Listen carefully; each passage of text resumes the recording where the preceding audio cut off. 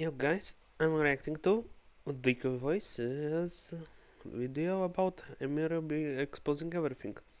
Let's see what the hell.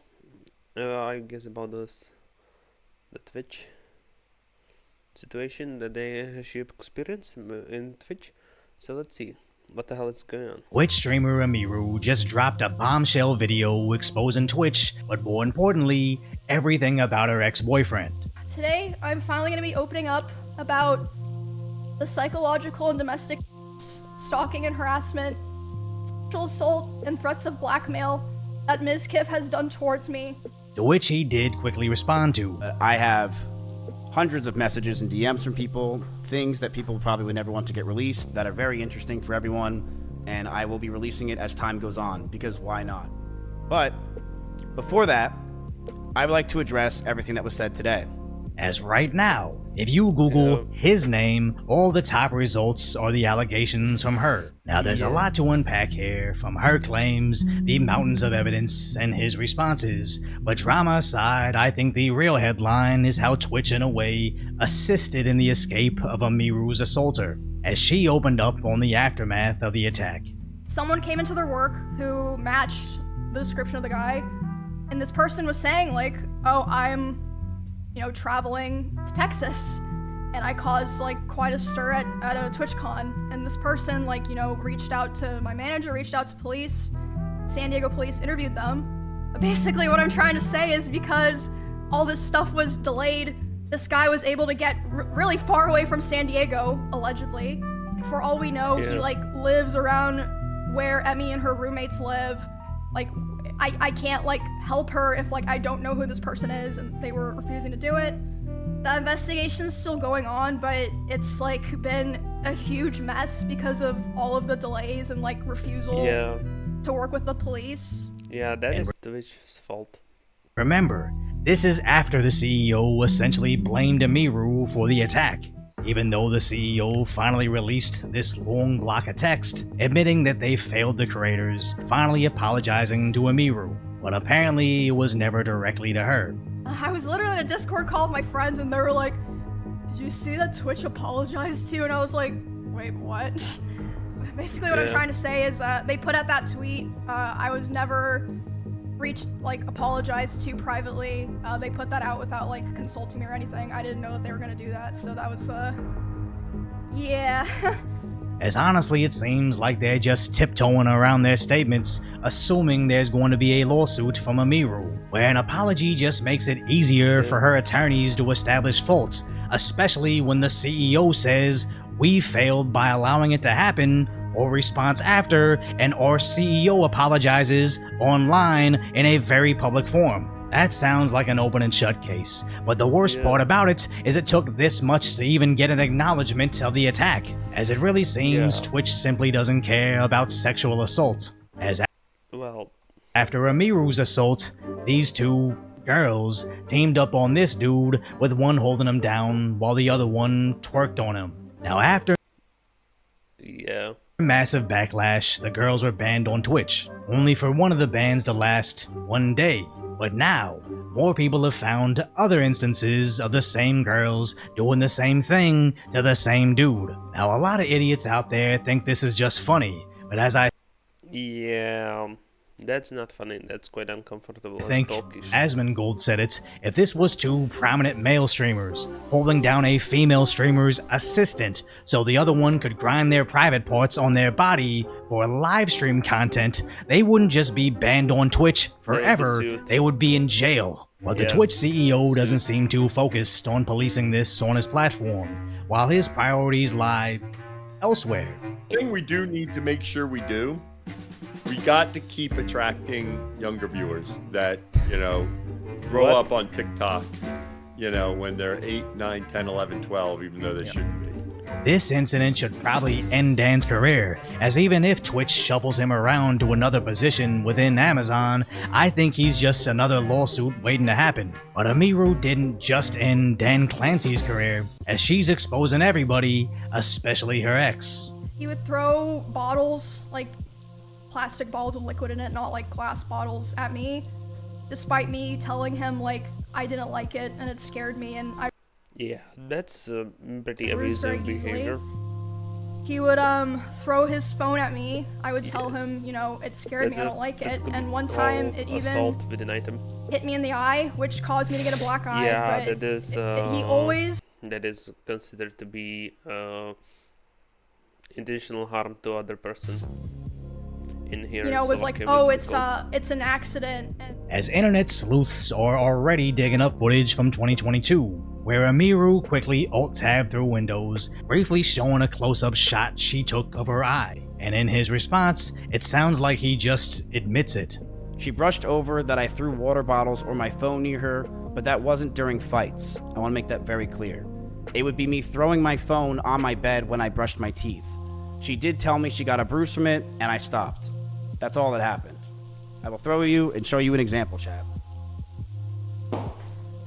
Now, we're just hearing hearsay from both sides, and Yeah. I'm obviously going to be biased towards Emiru, as she's a close friend to Asmongold, to whom I'm a huge fan of. But even taking a step back to see this objectively, even if she bruises easily, if you hit her in the eye so hard she Yeah. thought to take a Yeah, that doesn't selfie excuse to him. possibly use as evidence against you, I'm guessing reality is closer to her story than yours.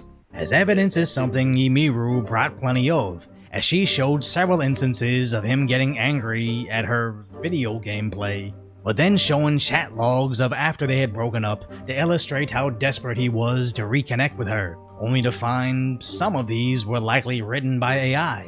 But she wasn't the only one hoarding evidence from the relationship, as apparently he saved video of how she allegedly starved her rabbits and their dirty living conditions.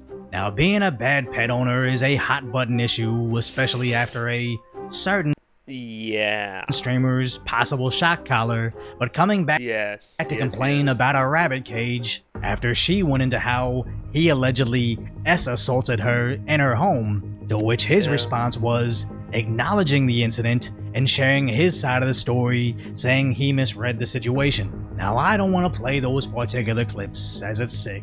It would probably get me stricken for playing that audio, and it's not my story to share in detail like that. And although Yes. I'm no attorney, it seems that she explained a crime, and his very public and voluntary recollection of it sounds like, at least to me, an admission.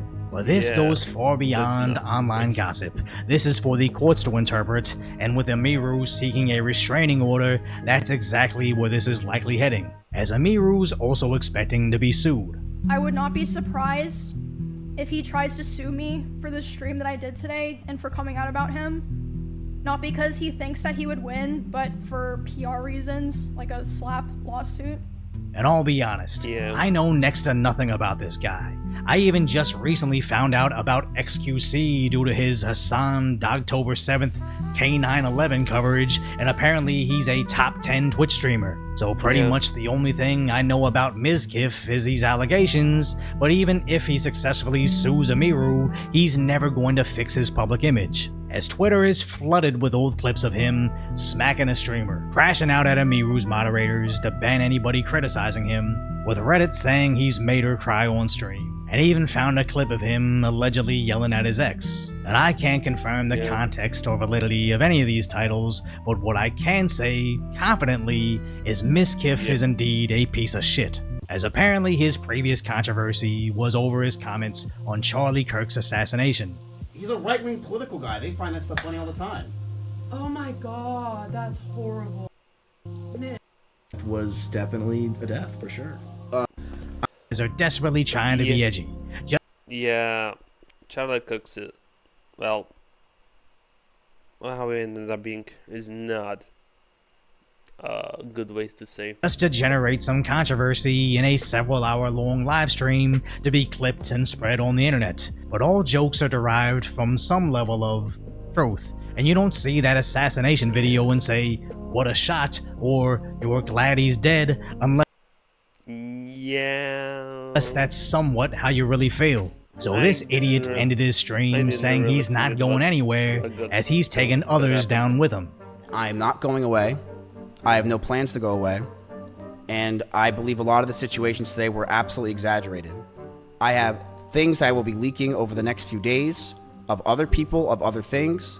I have a lot of messages that I have that I'm going to expose as time goes on, because I do believe that this is a time to go buck wild. I don't know about you, but this doesn't shout innocence to me. This sounds like, if I'm going down for this, everybody else should too. Which is honestly probably even what his enemies want. Everybody from his inner circle being exposed for being scummy. It's just sad that this took Emiru being attacked on stage and Twitch to try Yeah.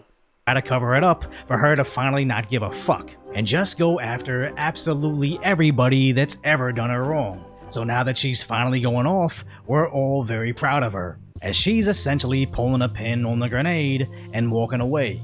I think that's it. I'm probably gonna take some time off. I'm not sure. Like, I genuinely have no idea what the response to this all is gonna be like. I really just wanna, like I said, do my best to move on from this.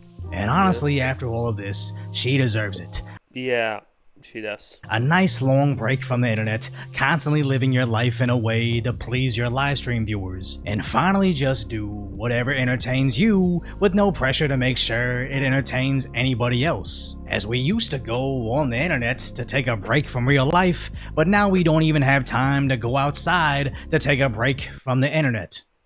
Yeah. So if you appreciate alliteration over my concise, Yeah. So that's the whole video. The rest is just basically him.